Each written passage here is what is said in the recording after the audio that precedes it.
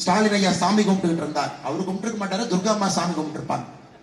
எப்படியாவது இந்த 5 மாநிலத்துல எங்கேயுமே பாரதிய ஜனதா கட்சி ஜெயிச்சிடக்கூடாது.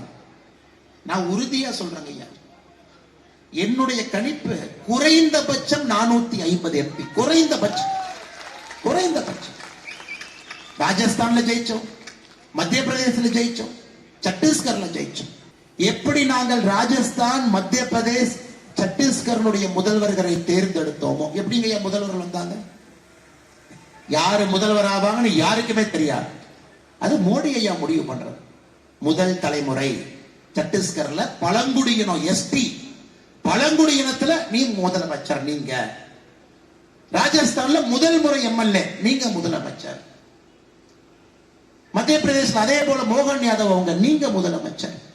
ஏன்னா நம் கட்சியை பொறுத்தவரை மட்டும்தாங்க ஐயா, ஒரு சாதாரண மனிதனை உயர்த்தி உச்சபட்ச நாற்காலியில் அமர வைப்பது பாரதிய ஜனதா கட்சியினுடைய அரசியல் சித்தாந்தம். அரசியல் சித்தாந்தம். இந்த கட்சியினுடைய வளர்ச்சி அப்படிதாங்க ஐயா. 2001 அப்படித்தான் நரேந்திர மோடி அவர்கள் கொண்டு வரப்பட்டார்.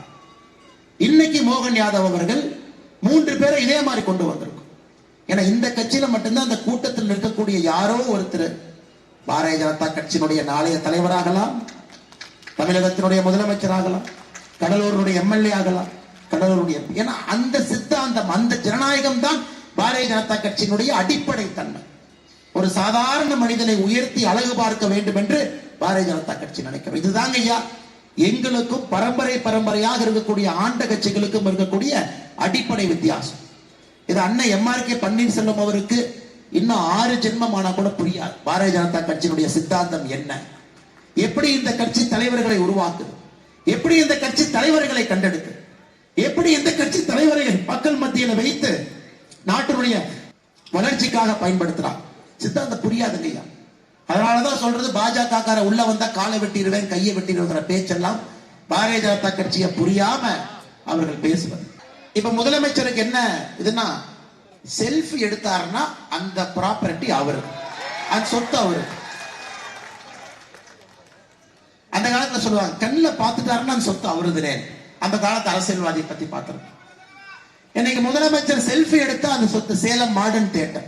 எவ்வளவு பெரிய ஜாம்பவான், புரட்சி தலைவர், புரட்சி தலைவி கண்ணதாசன் ஐயா, என்டி ராமராவ் ஐயா, இவங்களுக்கெல்லாம் அரசியல்ல வருவதற்கு முன்பாக சினிமா துறையில் அவர் தான் இடம் கொடுத்தார்.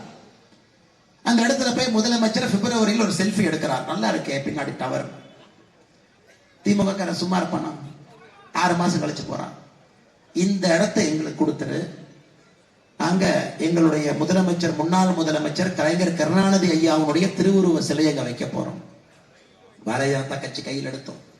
எங்க தமிழ்நாட்டில் எங்கெல்லாம் கலைஞர் நடந்து போனாரோ எல்லா இடத்திலையும் திருவுருவ சிலையை வைக்க ஆரம்பிச்ச என்ன? உங்களுக்கும் சேலமுக்கும் என்னங்க ஐயா சம்பந்தம்? உங்களுக்கும் மாடர்ன் தியேட்டருடைய நுழைவாயிலுக்கு என்ன சம்பந்தம்? ஏற்காடு போற ரோட்ல இருக்கு. பாரதிய ஜனதா கட்சி இதை கையில் எடுத்த பிறகு மக்கள் பிரச்சனையா மாறினதுக்கு அப்புறம் திமுக அறிக்கை கொடுத்திருக்கிறாங்க, நாங்க அந்த பக்கம் வரவே இல்லை, எங்களை விட்டுருங்க. அதனால முதலமைச்சர் எங்கேயாச்சும் வந்து செல்ஃபி எடுத்தா கவனமா இருக்கு.